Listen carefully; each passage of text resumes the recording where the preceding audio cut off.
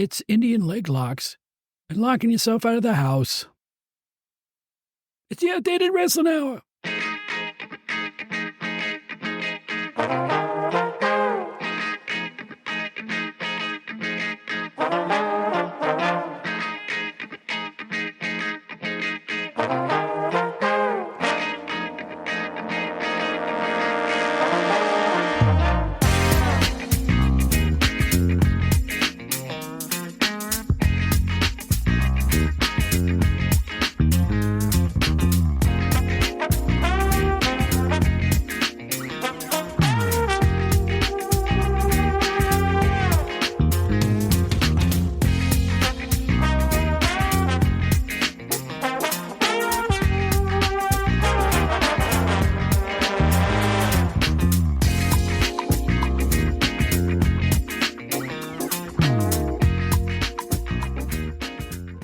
I think I need a new staff announcer.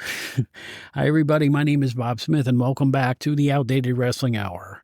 You may remember me from my old days at Pro Wrestling Illustrated magazine, where I worked my way to the position of managing editor. Yes, I was associate editor or assistant editor originally, whatever it was called.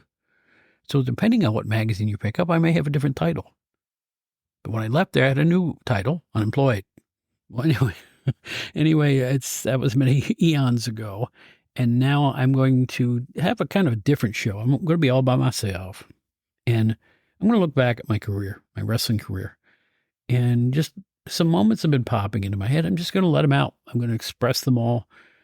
10 moments, 10 things about what I've done in my wrestling life that I'm really, really proud of. And, or not only that, but also I'm very, very nostalgic about things that I saw that I will never forget.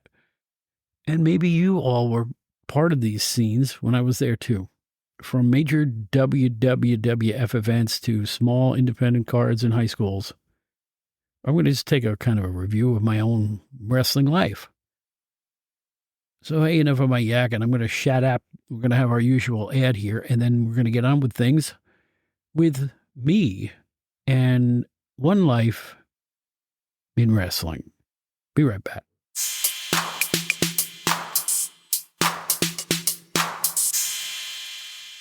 Ladies and gentlemen, Wrestling Fans International Association is back. That's right, the premier fan club association of the 1970s and 1980s has been revived and is back in business. Join today. It's free at thewfia.org. That's thewfia.org. You can also join us on Facebook at facebook.com/groups/WFIA 1969.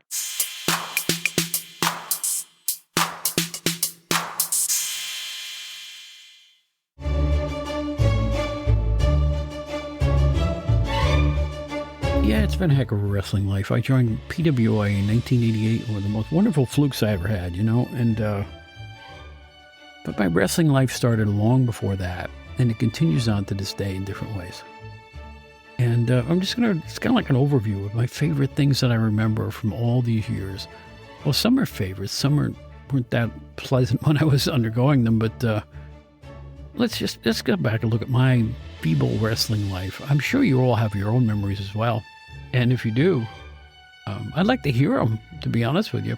If you can think of your favorite wrestling things you've ever done, or you've ever been, or you've ever experienced or saw on television, write to me at outdatedwrestling@gmail.com or drop me a note on Facebook, and I will read them on the air. How's that sound in the future? I haven't done much of that lately because my mailbox is kind of dried up of late. Even as our numbers are shooting through the roof, I haven't seen a whole lot of, I guess I should feel lucky. And I've seen a lot of complaints about the show. I used to get them all the time. Now I get none. Just a few compliments on Facebook, which I always appreciate. Well, anyway, here we go. I'm going to look back at the stuff that's stuck with me all these years. Moments on television, just as a kid sitting at home watching TV. Luckily, there were facts and figures I could look up when I went over all this stuff. Some I experienced at the wrestling magazines and some afterwards.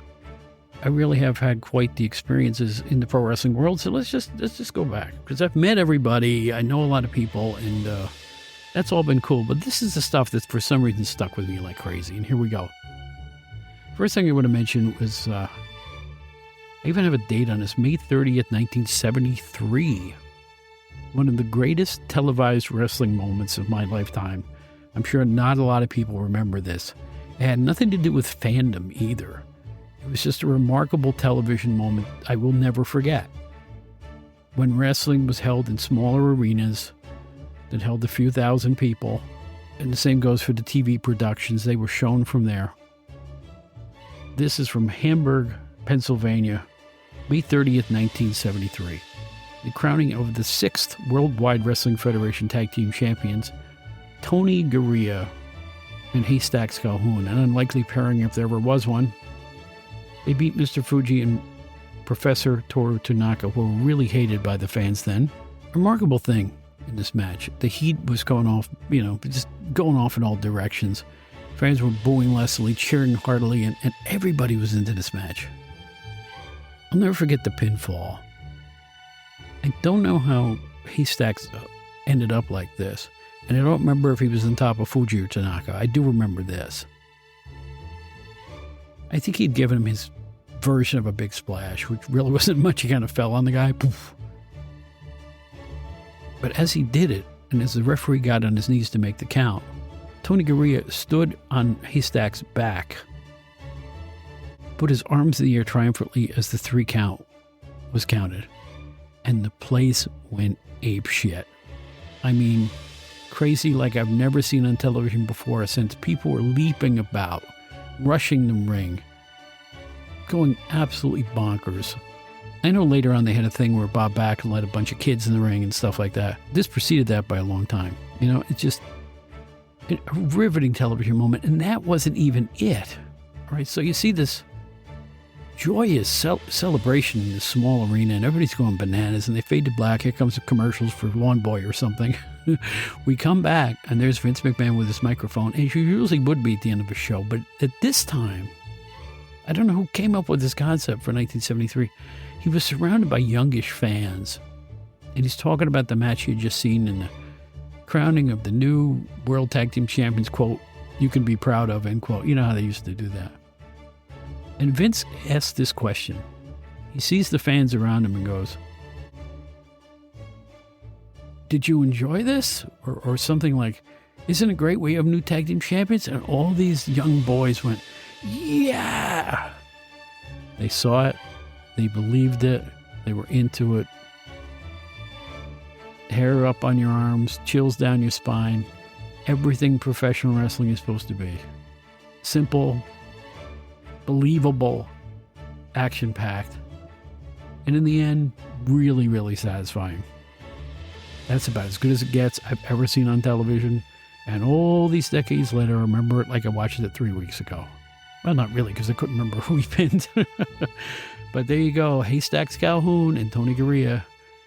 And it was Garea's first of many tag team championships, but it was just a wonderful TV moment. I wish that one was out there somewhere. I would love to see that again.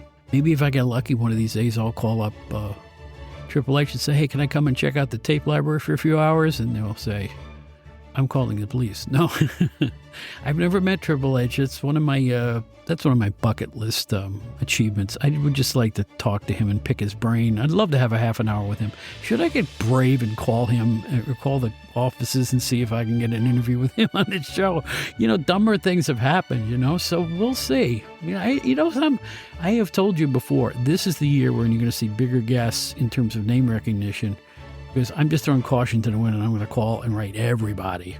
So we'll see what happens as we go along, because, the show's been doing well enough now and has enough name recognition that I think I can get away with some pretty cool stuff. So we'll see what happens in the future. In the meantime, let's go on to our next bit here. Something I really didn't enjoy. It was late 72, I think, and it was from Utica, New York, a National Wrestling Federation taping. The most violent beatdown of a wrestler I've seen to this day, shown on a Saturday afternoon on I believe it was a snowy time in the Utica, New York area. But the tapes were done in Cleveland. Jack Reynolds was the announcer, and Eddie Creechman was the manager, as Abdullah Butcher just ate up a prelim wrestler named Tommy R. And I mean that sincerely. I don't recall foreign objects in this match, but he didn't need them. This was younger, skinnier Abdullah. And he was gnawing on his throat and gouging in his eyes and lurid close-ups with that Abdullah leer, you know? The type of stuff that would keep a 12, 13-year-old kid up for about 3 nights. And he decimated the guy. And a few weeks later, Jack Reynolds, the announcer, was recalling what Abdullah had done on previous TV shows and said, look at the injuries Abdullah's caused. And one of them was a ruptured esophagus. Because he was gnawing on Tommy R's throat. And for all of the world, it looked like he was gnawing on Tommy R's throat. Ugh. Yet I remain a lifelong Abdullah the Butcher fan because nobody did it better than he did in terms of being a complete and utter monster. I mean, how can you not admire him for that? Nice to see he's still kicking and still making a lot of personal appearances out there, too. My number 3 memory now was an in-person deal, just in crowd, second row, working for PWO at the time on August 29th, 1988 at Madison Square Gardens. The Ultimate Warrior beat the Honky Tonk Man in 31 seconds. The very first SummerSlam. And, other than that, it wasn't much of a card. I mean, they had a good opener with the British Bulldogs against the Rougeau brothers. And, of course, the main event was the Liz Panties match. Do I need to say anything else? Even Andre got distracted by Elizabeth doing the most meager striptease in the history of stripteases, but the distraction was enough to get the Mega Powers, Randy Savage and Hulk Hogan, to triumphantly emerge with a victory. But the Ultimate Warrior and a Honky Tonk Man, I expected it to be a longer match. I expected it to be really competitive, but no, Ultimate Warrior just ran the guy over in 31 seconds. In our office, Honky Tonk Man fan, David Rosenbaum, my friend who was the associate editor at that point, was livid. He thought it was a screw job. He thought that Ultimate Warrior attacked him before the bell, and it wasn't right. He wrote about that several times in the magazines.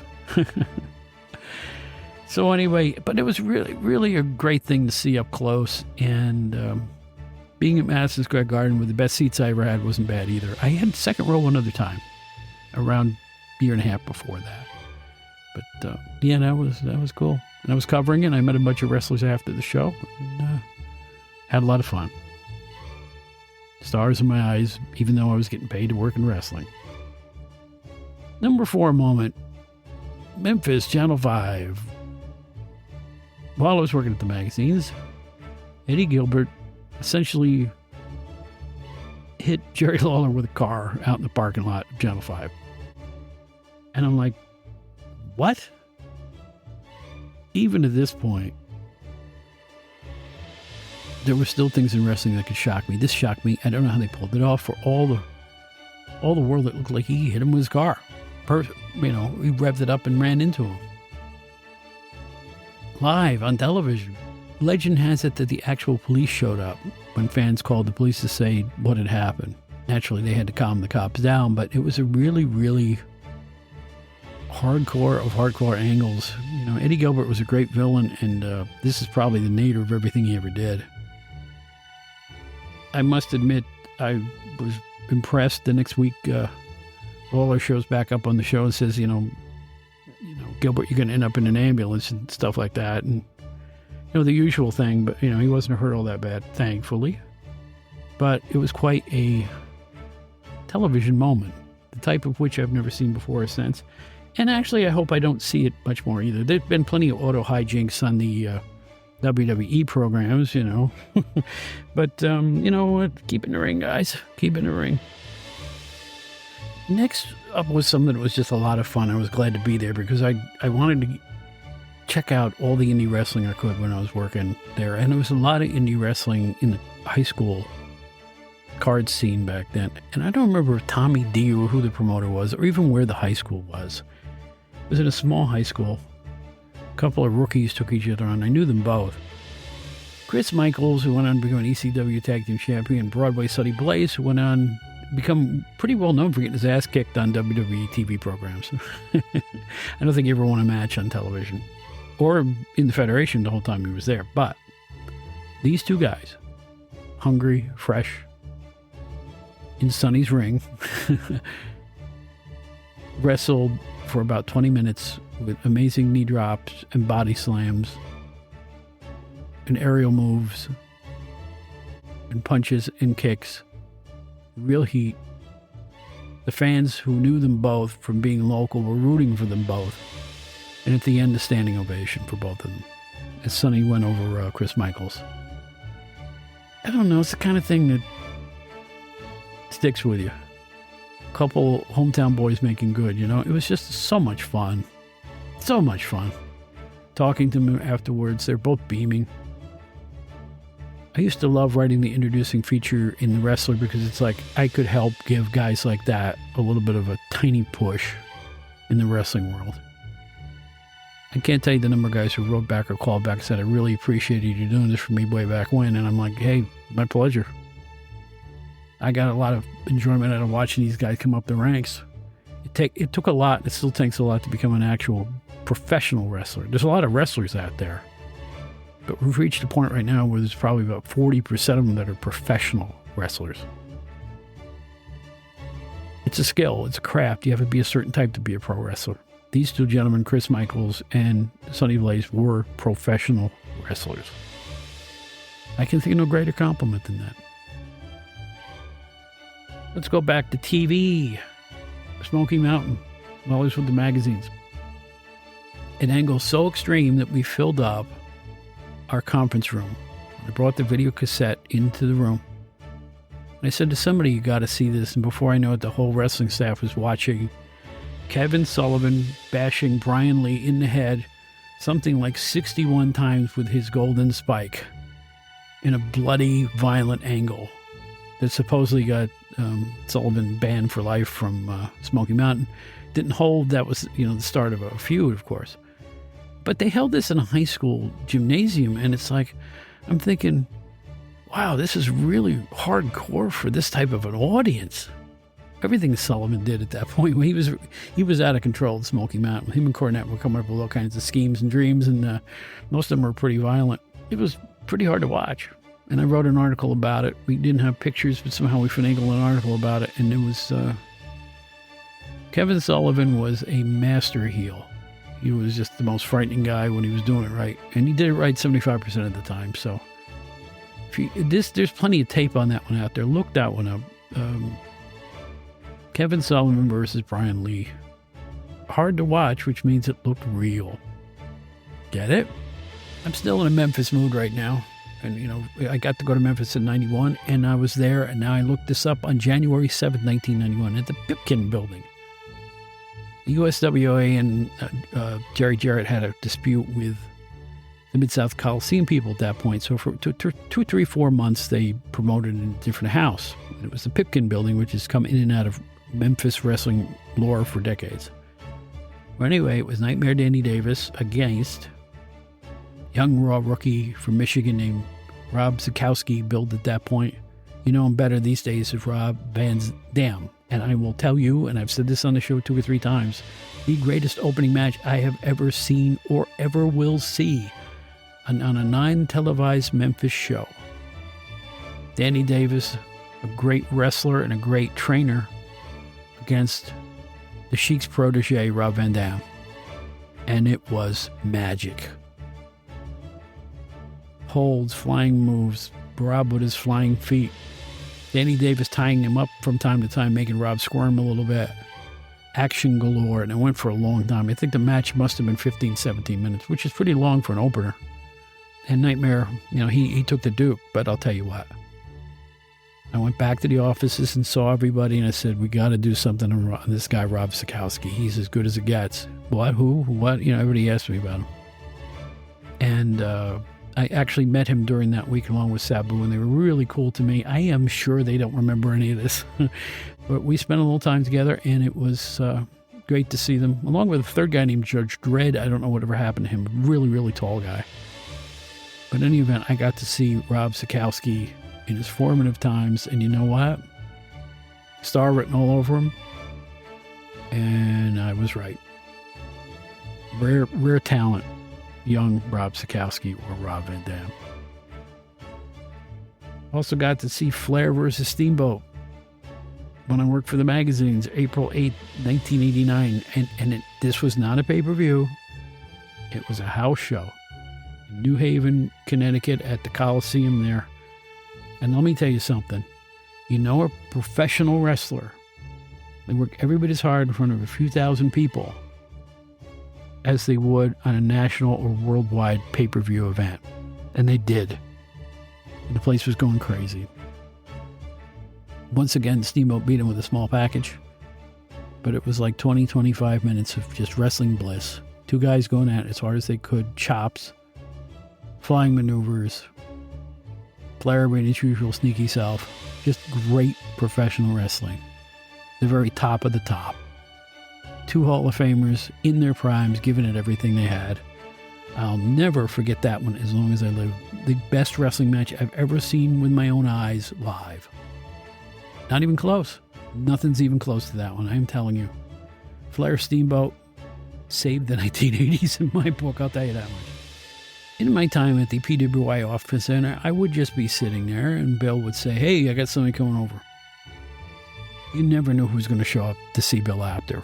And I got to meet all these guys. Just off the top of my head, I remember this list of people just wandering in the office one day. One I invited, but the rest were all after invites. And here comes a list of Dominic DeNucci showed up to say hello. Johnny Rods came, had lunch as I recall. The then duo of Eddie Gilbert and Missy Hyatt, which was a thrill. A Southern gentleman Eddie was in my book. I don't care. I know he had his demons or whatever, but great guy, fantastic guy. And Missy was a real sweetie when you got to know her. Actually, I shouldn't say I got to know her, but in my times dealing with her, she was very, very nice to me. That's all I'll tell you. Mark Lewin shows up.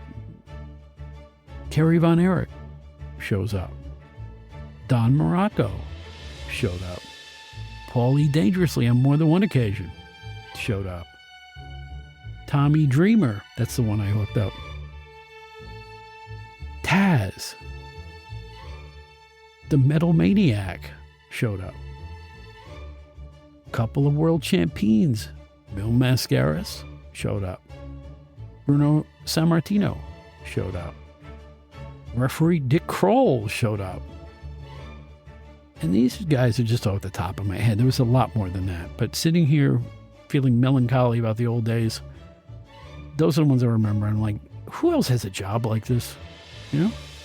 We weren't even at the arena. The wrestlers were coming in and talking to me as I sat there typing away. My one regret, I was so busy when I was in the managing editor days. When Mascaras showed up, I did greet him and talk to him for a moment, but I let everybody else kind of hang. I was so busy. I was just so busy. It's like, I have learned in my old age, I'm never going to work like that again. I don't care what. I'm never going to work like that again. I worked too hard at that job because it takes a toll on you physically and mentally. And I learned from that. You can be more productive with an open, clear mind and backing off every couple of hours than you ever will, grunting and groaning and working 12 hours. And here's a few more things. You may remember this from the magazines. 1989, I think it was. Picture of my first steel cage column. Might have been 1990, I'm not sure. In PWI, my steel cage column where I'm standing in between Bruno Sammartino and Larry Zbyszko, and it looks like they're going to go off on each other. Little mini angle in the magazines. Hadn't seen each other for a while, and they started lacing into each other. Great memory, great guys, greatest feud I ever saw. And I got to be a minor footnote and all that. I mean, how cool is that, guys? Come on, really? How cool is that? Bruno Sammartino remains one of the most revered people in wrestling in my lifetime. The more I met him, the more I liked him. And everybody else in the world who met him felt the same way about him. Just a gentleman's gentleman, pro's pro. We talked, I remember him at the same night, we stood around talking about Mike Tyson. He said, well, Mike this, Mike that. And I had happened to, personally know Mike Tyson. So I gave him a few anecdotes of that, and he seemed to be impressed. He enjoyed the conversation about Tyson, I'll tell you that. He was a big fan of Mike Tyson. So was I. Still am. I hope he beats Paul up like the tomato can. He is. All right. Another thing you may remember, and you can look this stuff on YouTube and the Savmar Savoldi tape library. It's killing the internet right now and going great guns.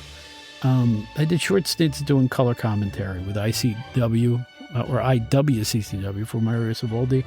And as you may remember, I did some television for the earliest Eastern Championship Wrestling. You can check it all out on YouTube. It's where I said to myself, you can't do this. Because, I went to college to try to be on radio. I wanted to be a radio announcer, just a regular radio announcer or a disc jockey. Never had the opportunity. Life got in the way. But I'll tell you this. Right now, this is the next best thing. And this is why I think my favorite moment after all these years and all this time is January 13th, 2023. The debut of the Outdated Wrestling Hour. It all started when somebody made a really, really bad decision. And I decided to pick myself up by the bootstraps and not even worry about the past. Forge into the future with a concept of outdated wrestling. Those two words were stuck in my head. Bill Apter said, how'd you come up with that name? I said, it's just musical, outdated wrestling, outdated hour. The Outdated Hour is going to be the original name of the show. I just had to stick the wrestling in there for commerce reasons. In any event, the name stuck. People have listened. I have caught the attention of the wrestling old-timer, contingent, and things are going great. And I have never had more fun in all these years in pro wrestling than I am right now. I walked away, which was a stupid thing to do in the early 90s. I just walked away, or mid-90s at that point, actually. I just felt I didn't have a future in it anymore, and my life was going in a different direction. Music had taken over, and I wanted to devote more time to that. The phone kept ringing, and I didn't even answer the calls. I could have kept working for a few different people, but I just didn't feel like it anymore. I just wanted to veer off in a different direction. The music paid off, too. But the thing I regret is losing touch with a lot of great people. And now, thanks to this silly little show, I'm seeing all my old friends again or hearing from them and talking to them. And every time I do, it's 1991. I'm sitting behind that big metal desk in Rockville Center. Stacks of wrestling magazines to my left and right. Craig Peters right across. Andy Rodriguez behind me. Steve Farhood, the boxing great. Our tables were face to face. It's another privilege in my life, getting to know Steve Farhood. And Jeff Ryan. Ed Maloney, Stu Sachs, Craig Peters, Bill Apter, Andy Rodriguez, Chris Bernucca, Al Bello, Roy London. On the list goes. If I'm leaving your name out of here, I'm sorry. But you know what? No, Gersh Kuntzman, Joey Styles. I was lucky until I got unlucky, But it teaches you, if somebody, life gives you lemons, make lemonade. But you know what? I want to know your memories of wrestling. Seriously. Maybe I'll even put you on the show. If you have interesting enough personal anecdotes about professional wrestling, contact me at outdatedwrestling@gmail.com. Seriously. I find your stories to be interesting, whether you're a fan or you're in the business. Get a hold of me. Because you know what? The old stuff's got to stay alive, man, because, the kids ain't learning it. That's the problem right now. More people need to rediscover the history and traditions of professional wrestling because it kept the business vibrant for over 50 years.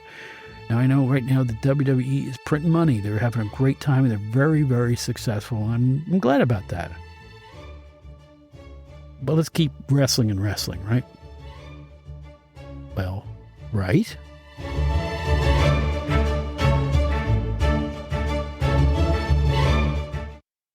It's really funny how stuff works out. Gosh, when I recorded the show you just heard, it was, 8 days ago or so. I was having a moment where I didn't have guests lined up for this particular pocket of time. So I figured, I better do a quickie show and just get something out there, So I recalled some fun moments that I had, and I hope it was enjoyable for you to listen to. But ever since I put that thing to bed, I've had to re-edit it 5 or 6 times. Why? Because all kinds of stuff has been going on. Yesterday, in Philadelphia, I made my NPR radio national debut, being interviewed by a show called Studio 2. It's a very thoughtful show that covers the Philadelphia area on WHYY radio in Philly. And they had me on to talk about pro wrestling and WrestleMania and things like that yesterday at noon. Now, if you haven't heard the show, you can go to their website, which is whyy.org, WHYY, like why, .org, and you can listen to the show there. It's also a podcast. It also comes out of a podcast wherever you get your podcast. Again, out of Philadelphia, it's called Studio 2. And I will tell you what, if I have caught the eyes and ears of national media at this point, I must be doing something right. So I'm really glad to be part of that program. It was a lot of fun, and we have a lot of really cool stuff coming up in the next several weeks. And I'm going to take out my little planogram here and tell you a couple of secrets. First of all, I'm going to appear on one of the top 5 wrestling podcasts very soon. I'm not going to tell you which one it is until we hammer out the time and the date and all that stuff. But I am in negotiations to do that. What else are we going on here? Let's see here. Check the old calendar. We're going to look at some of the great Memphis wrestlers of all time in a special lineup of wrestling legends with Mayor John McCall, a great podcaster in his own right. That is coming up very soon. Craig Peters is coming back on the show. We're going to do the first ever Outdated Wrestling Comedy Hour. Yeah, we're going to make fools of ourselves, but that's okay because I'm a fool to begin with. And we're going to have a little fun. We hope you have fun with it too. That's going to be a little different, and I'm looking forward to that. You may remember Craig Peters from PWI at the same time I was there. And he was there before I was there too. And after I left. Rick Del Santo, Connecticut's Best, is coming on our podcast again. We have a great wrestling author coming on the show and all different kinds of stuff. We have some wrestlers in the months ahead. I will say that, not the weeks, but the months ahead. And things are going along great. So in any event, we really hope you enjoyed this little bit of a kind of a different show. What can I tell you? I wouldn't call it a filler show. It's just that like I said, I had this little pocket of time where it was the bookings didn't line up to the usual Friday release dates. I don't know if that makes any sense to you. So in any event, you can find me here. You can find me on WHYY. You can find me in a bunch of other podcasts right now. Just type my name in Google. I'm on about 3 other podcasts as we speak. I was just on Tyler Peters' podcast and some other podcasts. Check them all out. All you have to do is type in Bob Smith in Google and bang, it'll come up. Bob Smith Wrestling. I'm everywhere right now. And it's fun. We're having a blast with each other here in the wrestling intelligentsia, so to speak. Our website, outdatedwrestling.buzzsprout.com. Every one of our shows is available there. Just click them and play them. You don't need a player. Your newfangled stuff. You young punks, I want the old-fashioned way like radio. In any event, you can find all of our shows right there without listening on a podcast app. But we are on all the podcast apps. So even Odyssey and stuff like that. Samsung News, you can find us. Anyway, this podcast. Better Cups and Strings, you'll find us. So anyway, outdatedwrestling.buzzsprout.com, where you can find out about our fan club. Nominal fee gets you in the door for infrequent, not as frequent as I would like, Zoom-style meetings where we all talk wrestling and other things, and I give away a prize on each time we get together. We've had guests that have been on the show in the fan club meetings, so and we hope to have them back very, very soon. So we're going to schedule another one pretty quick. I'd like to have one during April for sure, because we had a long gap between the holidays and February. If you want to write to us the old-fashioned way, it's outdatedwrestling@gmail.com. Questions, queries, more bookings. Running myself ragged, but it's worth it. I'm telling you, everything's working out hunky-dory. So I'm having a blast. I hope you are too. The name of this podcast is The Outdated Wrestling Hour with Bob Smith. The worst name in the world. The most boring name you can think of. We will be back every Friday. Don't forget that little factoid. And I want you to take care of yourselves and be with our next one. Tell your friends you enjoyed the show and come back often, won't you? Please? I mean, it's free. So until next time, this is Bob 20 minutes from now exclaiming, "Enjoy WrestleMania, you young punks!"